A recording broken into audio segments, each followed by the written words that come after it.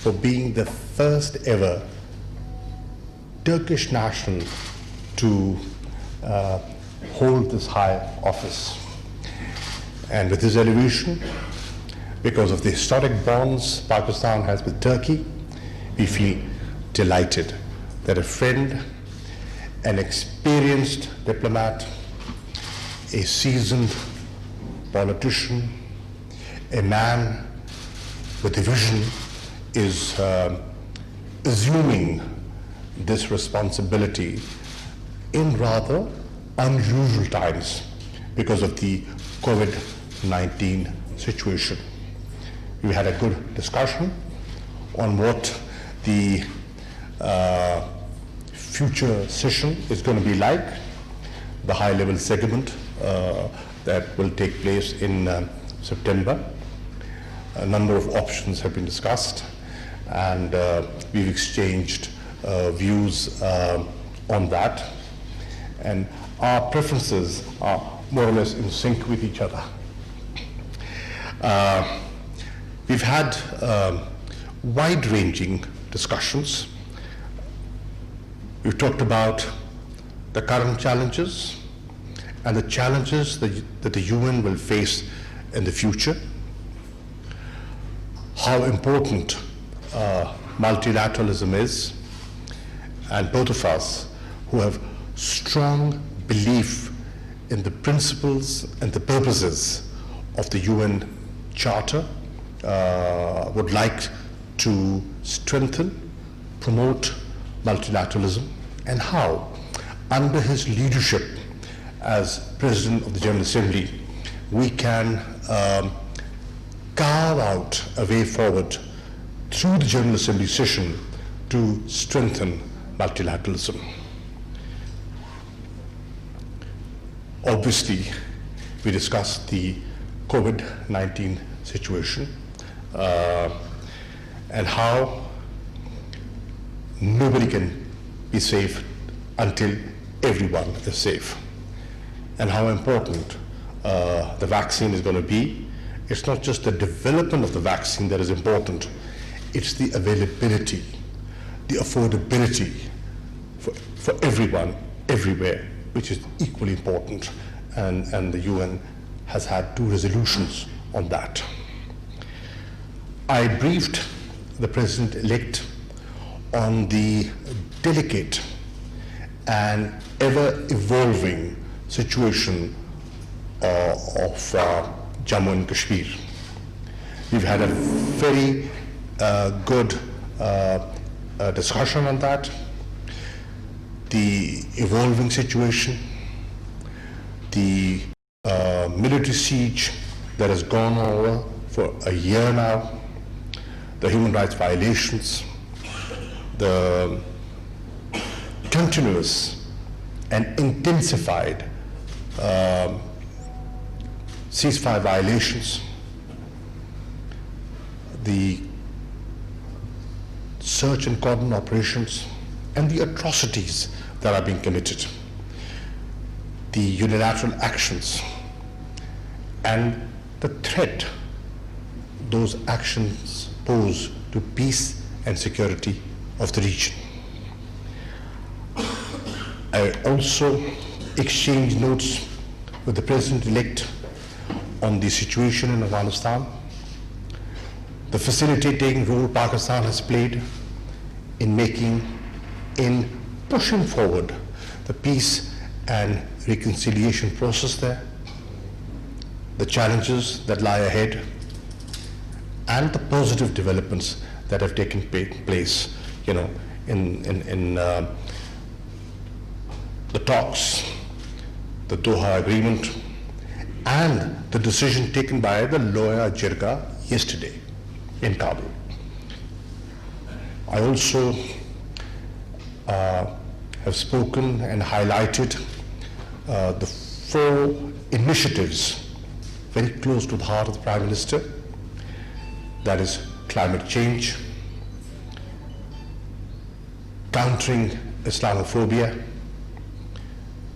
combating illicit financial flows that have impoverished the developing world, and the debt relief for initiative of the Prime Minister for the developing world. In short, we've had an excellent exchange of views. The President-elect had a good meeting, a good chat with the Prime Minister, and I'm very happy he could take out time to visit Islamabad. He's been here before, but in different capacities. But in this capacity, this is his first visit, and I look forward to receiving him again once he's resumed responsibilities as the President of the General Assembly. I welcome you, sir. Thank you. Thank you very much, sir. And may I now invite the Honorable President-elect of the United Nations General Assembly for his remarks. Thank you, Your Excellency, brother. I'm very pleased to be in Pakistan upon the invitation of His Excellency, the Minister of Foreign Affairs, Shah Mahmood Qureshi, who I feel like a brother and a very able statesman who is doing a wonderful job for this country as Foreign Minister. Before I begin, I would like to express my condolences to the government and people of Pakistan over the loss of lives at the blast today in Balochistan. We had originally scheduled this visit to take place end of July. Unfortunately, I had to postpone it due to some technical flight problems back then. But for a Turkish citizen who has been elected as the President of the General Assembly of the United Nations, it is from the heart obligation to visit this brotherly country and to, in a way, pay respect to the long-standing friendship we have shown to each other, and which will be with us for another 100th century. I had various visits to Pakistan in my previous capacities, and today I have the particular pleasure of visiting as President-elect of the 75th session. And it is just shortly before my travel to New York to officially assume my duties. I'll fly to New York next Monday and finalize the transition period with the existing President's team. I have to thank the Pakistani authorities for the warm hospitality that was accorded to me in Islamabad. Pakistan is a key country at the United Nations, and it is one of the reasons, beyond our long-standing friendship and brotherhood, that from the United Nations perspective, this visit was absolutely necessary as well. Pakistan is a member of the Group of 77 and China, Non-Aligned Movement, and the Organization of Islamic Countries. And it is not just being a member to these groups, it is an active member where everybody looks what Pakistan is proposing or doing in order to move in these groups. Also, Pakistan makes extensive and substantial contributions to the United Nations work in all its pillars, including peace operations. And I'm looking forward to close cooperation with Pakistan in my term as the President of the United Nations General Assembly.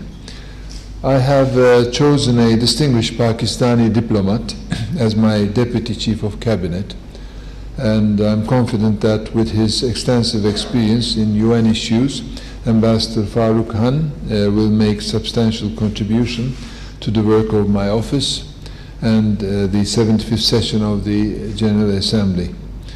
I'm also looking forward to a fruitful and close cooperation with Pakistan's permanent representative in New York, Ambassador Munir Akram, a good friend and very able diplomat, who is currently the President of the Economic and Social Council, ECOSOC. So the agendas of these two decision-making bodies out of four, namely the President of the General Assembly, Security Council, Secretary General, and ECOSOC. These are the 4 pillars of the United Nations decision-making and progress-making system, and we have to see that these institutions and bodies not contradict but complement each other and avoid any overlapping in their agendas. So we will try to harmonize the essential work of these 4 organs, but having Ambassador Munir Akram on top of the ECOSOC will make life very much easier and to establish the coordination. Today I have called on His Excellency the Prime Minister, Imran Khan. I was very much honored and impressed about our discussion. He's a well-known political figure in the world, and I think he has a vision for the region and for the world peace and security, and also with important issues the world is dealing, like the climate change, or reaching to the countries in difficulty, least developed countries, landlocked countries, small countries, island countries, Asian countries, African countries. I think we are looking to the same direction, that the United Nations role must be more towards the countries in need than the countries which can do without the United Nations. So as the PGA, I have mentioned many times that even though I have been endorsed by the Western European Group and others, Turkey is also a member of the Asian and Pacific Group, but Turkey is also has a more global role where we can have a larger dimension in our priorities and projects. So I have seen that the Prime Minister, together with Minister Qureshi, are looking to the same direction, keeping the look at these countries and create a new vision or realize what has been decided already. So that will be, I think, very important during this 1 year to also increase the credibility of the United Nations as well. This year marks the 75th anniversary of the United Nations Foundation, which constitutes a historic occasion to reaffirm our collective commitment to multilateralism. And I think multilateralism is the key word. And I think without multilateralism, we can't have United Nations or any international fora. So first thing to do is to give a chance to multilateralism at the General Assembly platform, and to give a chance to countries to present their voice, their problems, their difficulties, so that everybody can listen and understand, and then it will be much easier to deliver. Of course, we are currently facing with serious immediate problems in different parts of the world, including humanitarian crisis and deadly conflicts. And now we're facing also a unprecedented global challenge, which is the pandemic. And COVID-19 is first and foremost a health emergency, but it is also a threat with social, political, and economic consequences, as well as human rights repercussions. So on this occasion, I would like to extend my condolences for Pakistan's losses caused by the pandemic and wish a swift recovery for the patients. But I think Pakistan has been a good example for the world with its policies which handled the pandemic-related policies very well, and it is one of the the figures show that Pakistan has done better than many other countries in the world, and I'm happy to observe it also here with my own eyes. I think the pandemic proved once again that common problems require common responses. And in our collective response to the pandemic, we must focus on the special needs of the most vulnerable across the three pillars of the United Nations. I think restoring people's faith in international institutions, especially with the UN at their center, is also crucial in the face of challenges caused by COVID-19. And UN General Assembly has a central role to play in this global fight against pandemic and safeguarding multilateralism. This is why I have been long and loudly advocating that the General Assembly should resume its normal functioning with meetings in person while taking appropriate protections for the health. And I think this has to be also coordinated with the local authorities for the earliest return of the UN to normalcy. And first thing I will do when I go to New York is to contact with the governor and the mayor to explain them that UN is New York and New York is UN. And while you're opening museums, streets, Central Park, warehouses, construction sites, it is absolutely necessary that the UN starts functioning as well. This 3 months, 4 months period, I think was a blow on the credibility of the United Nations. While people needed the United Nations stayed at home with virtual meetings and with decisions without a voting. And I think we must really bring the United Nations back to life with this high-level week, with it must be a glorious return, physical meetings with the participation of civil society, stakeholders, specialists, leaders from countries, so that the world must believe again that UN is alive. Otherwise, if it goes on like this, we can really start losing the United Nations, and we don't have the luxury to have this kind of a situation.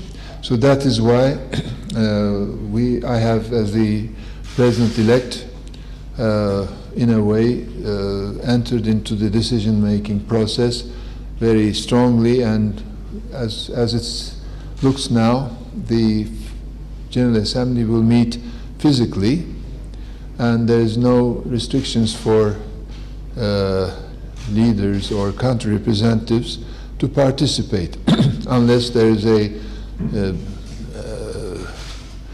big change in the health conditions in September. So we will evaluate in September on whether to recommend leaders from countries to be present or pass it to their representatives in New York. But we must first see the situation in September, and I'm sure that as the schools are opening and things are looking better, we will have a chance to see representatives of countries, the level of leaders or foreign ministers.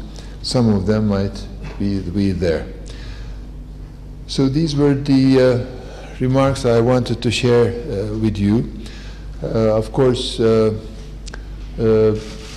being here with two hats is a pleasure and honor, but also makes life a little bit difficult, because as a Turkish citizen or as a brother from Turkey, my hands are very, very large.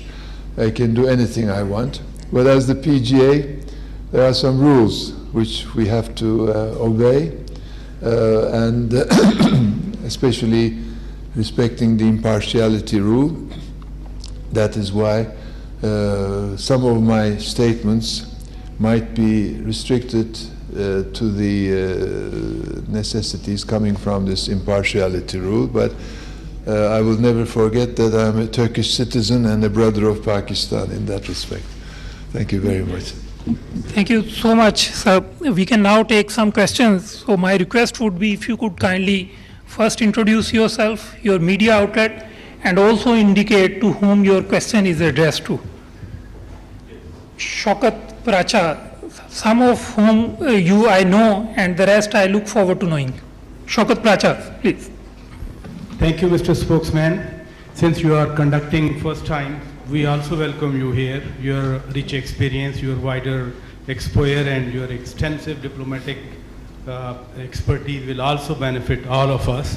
My question to Honorable visiting President-elect of the UNGA is that you are welcome here in Pakistan in the month of August, and this month India was partitioned, Pakistan and India became two countries, and in this month the unfinished agenda of the partition is still pending, which is dispute of Jammu and Kashmir.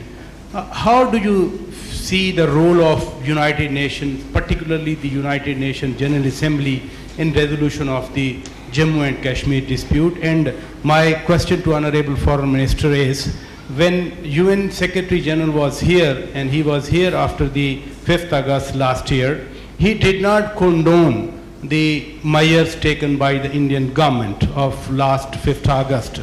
So world body is responding to Pakistan, to the Kashmiris. How you plan to keep it up that one day the Kashmiris will get the justice and get their rights? Thank you.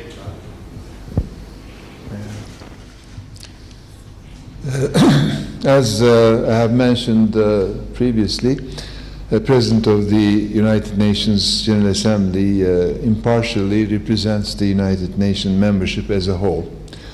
Turkey's position regarding the issue of Kashmir is well known and expressed at every level by the Turkish government. And on the 5th of August, again, there was a strong statement made by the Foreign Ministry.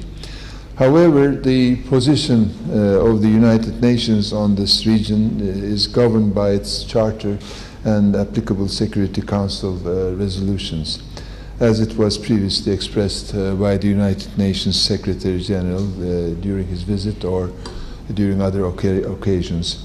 So there is also the 1972 Simla Agreement between India and Pakistan, which states that the final status of Jammu and Kashmir is to be settled by peaceful means in accordance with the Charter of the United Nations. Resolving the dispute over Jammu and Kashmir is key to sustainable peace in the South Asia. And regional security should be maintained through political and diplomatic solutions. Difficult challenges can be resolved peacefully and satisfactorily through meaningful mutual engagement. Today, during our talks, my brother, the Foreign Minister, and the Prime Minister presented their position and approach to this issue. It was, even from this perspective, it was worth coming here to hear with my own ears and to see with my own eyes how the situation is, and to understand it much better, so that when it comes to the United Nations level, it will not be by reading notes, but getting the impressions of the brother Pakistani people face to face. So if my assistance as the President of the General Assembly is requested by the parties, I would be ready to provide a contribution within my mandate. Zarun Shah from Geo. Can I just respond to Parati Sahab?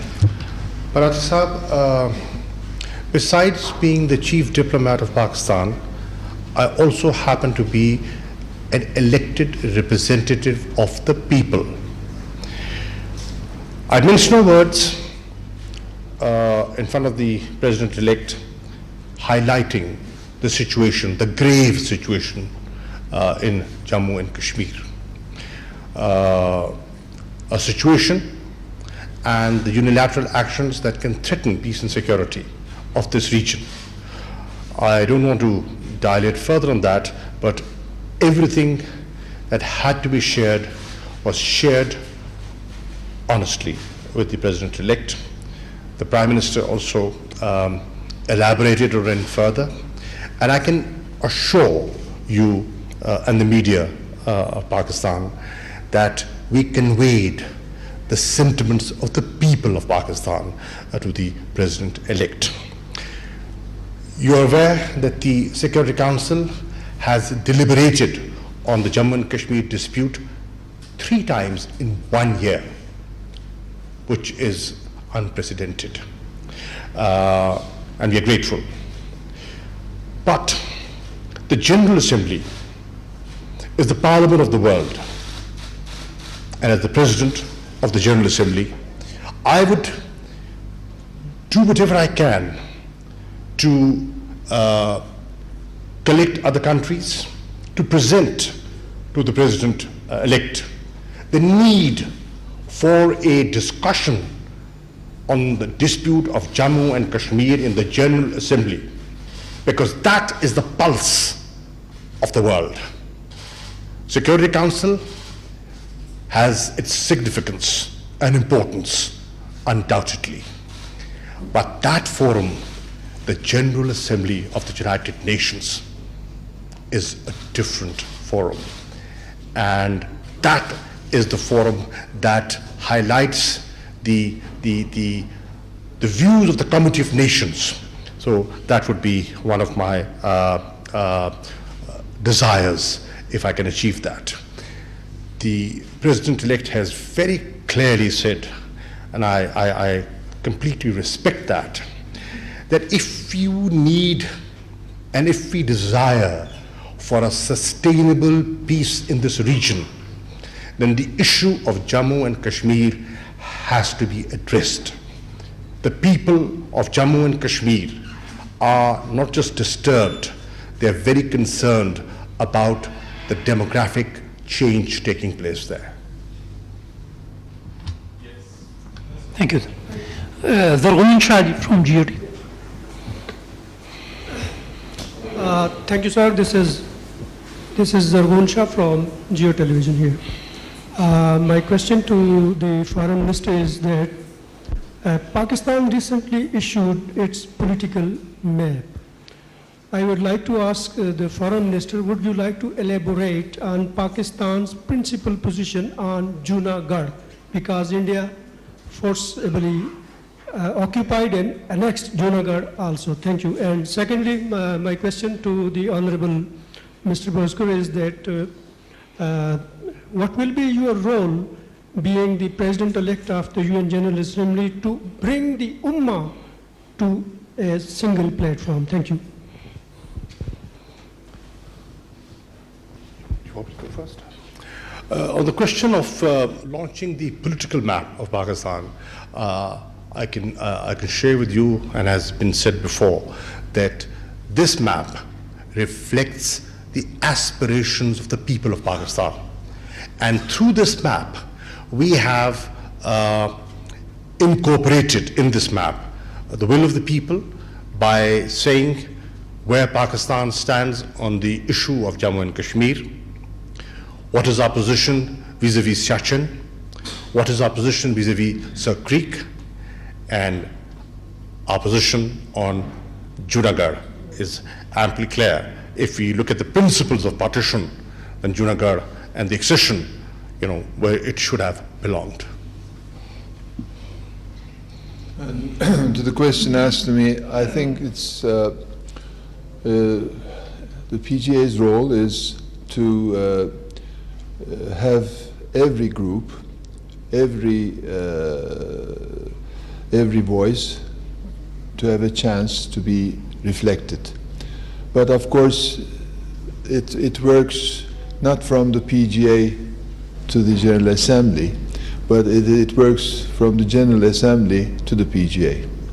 So when I'm in New York, of course, any need will be evaluated, and I will look favorably to any request which I see that must be treated positively. So as of now, I can say this. While working there together with my right-hand Ambassador Farouk, we will also look into these necessities and decide on the priorities and the calendar, and if it is possible or not, of course. But there are groups also in the United Nations, the Islamic group, the Arab group, the Asian group, so they have a power of creating the public opinion or the UN opinion. And I will have breakfast meetings with limited number of ambassadors every week, 1 or 2, 3, 4 times. So this will let me understand what is the wind blowing, and sometimes get their vision, or also give them some ideas that they could perhaps exchange with others to make it possible. Ji Shumaila Andleeb.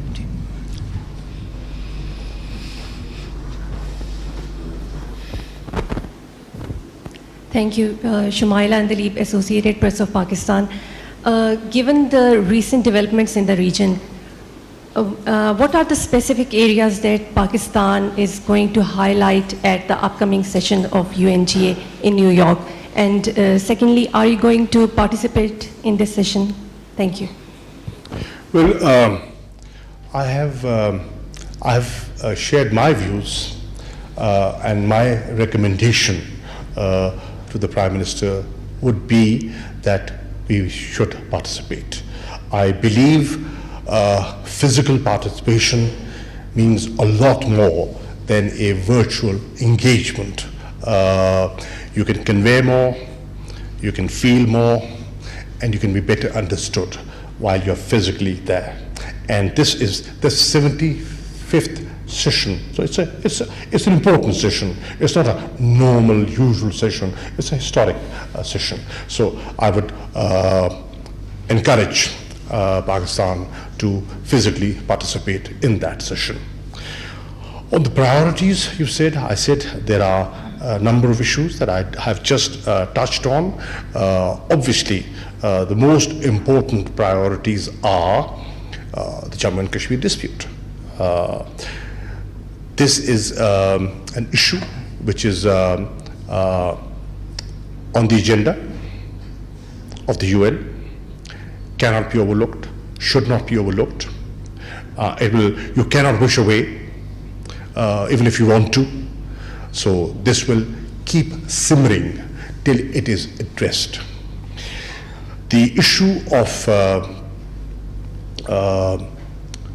debt relief for the developing countries is equally important, because the developing countries is facing the challenge, the twin challenge of saving lives with a fragile healthcare system and dealing with the economic situation because of the global contraction and the recession, bordering the Great Depression of the 30s. How do we protect these very, very indebted, vulnerable countries? The Secretary General has taken some initiative. We're grateful to the G20 countries. They have helped, but we feel, Pakistan feels more needs to be done. Thirdly, the issue of climate change. The Prime Minister has been talking about yesterday, while encouraging tree plantations in Pakistan. The Prime Minister spoke elaborately on how important environment change and climate change, the impact it has had on our wheat production, for example. And we primarily are an agrarian economy. Illicit financial flows. How loot and plunder and siphoning off money through corruption in the third world developing countries has impoverished the people of these countries, how important this is, and how do we need to check the flow of money out of countries like Pakistan. And Islamophobia. The world has seen, and the world has reacted, particularly in the US, to racism. When George Floyd was, killed, the way he was killed, there was a spontaneous reaction to that. I personally feel that the OIC countries must join hands and speak up, because Islam is being portrayed and Muslims are being targeted. Hate speech and new ideologies have risen. Ideologies that made the world suffer, like the fascist ideology. Today we see new ideologies. The ideologies being propagated by extremist, fundamentalist organizations like the RSS are of concern. And I think there has to be a clear message from the UN system on how to deal with hate speech and Islamophobia. So these are some of the priorities that Pakistan would like to highlight in the coming UN session. So we can take one last question. Ji Mateen Haider. This is Mateen Haider representing GTV Network. A question to UNGA President-elect, Excellency. You have talked about credibility of United Nations and being the President-elect of UNGA. So you also spoke about impartiality. So how would you like to make comment that there are United Nations Military Observer Group on India and Pakistan, which is a very vital department that monitors situation in Jammu and Kashmir and particularly line of control violations. Pakistan has permitted that group number of times to visit line of control and collect the facts. But continuously India is blocking United Nations Military Observers Group visit to their part of the line of control.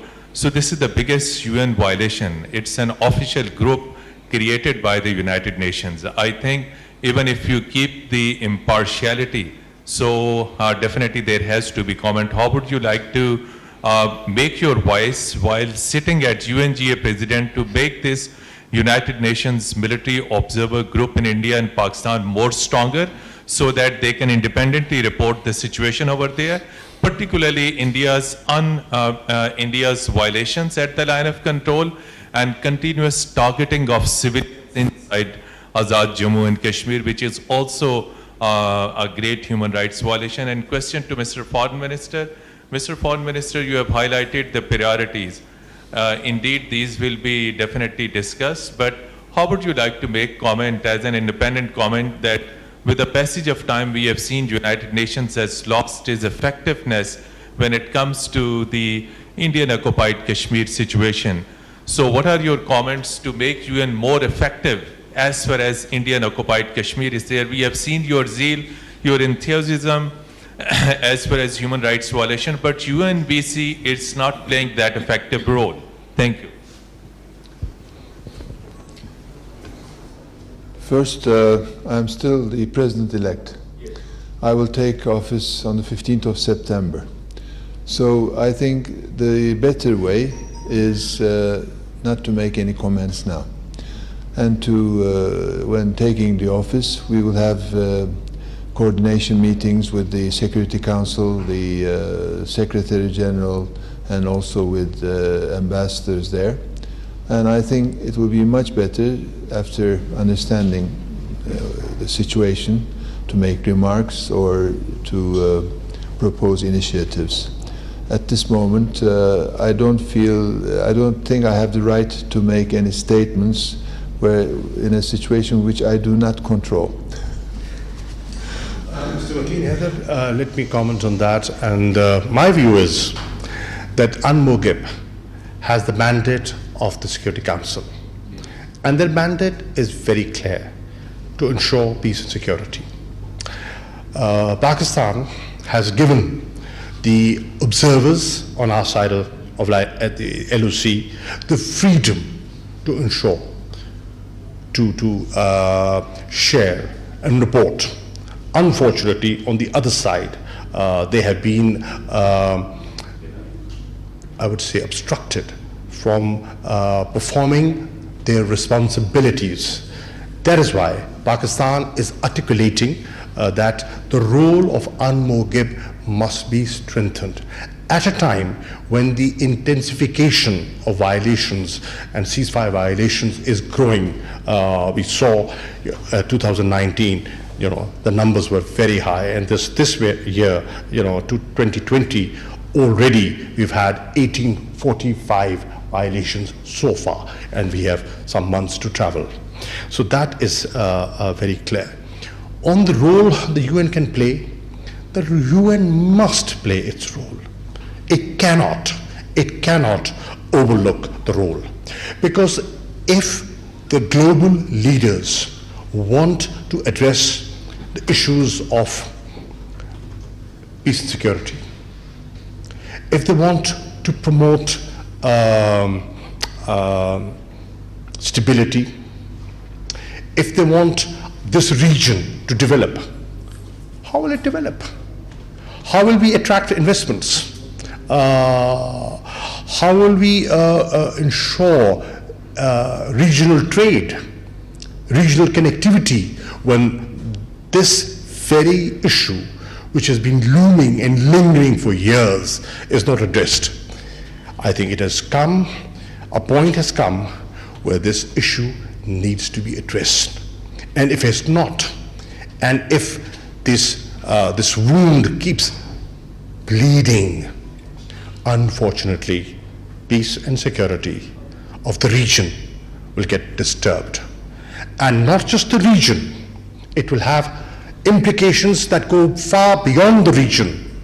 But across the LOC are two nuclear powers, and Kashmir has become a flashpoint. God forbid, if things spin out of control, the world will be sucked into that situation.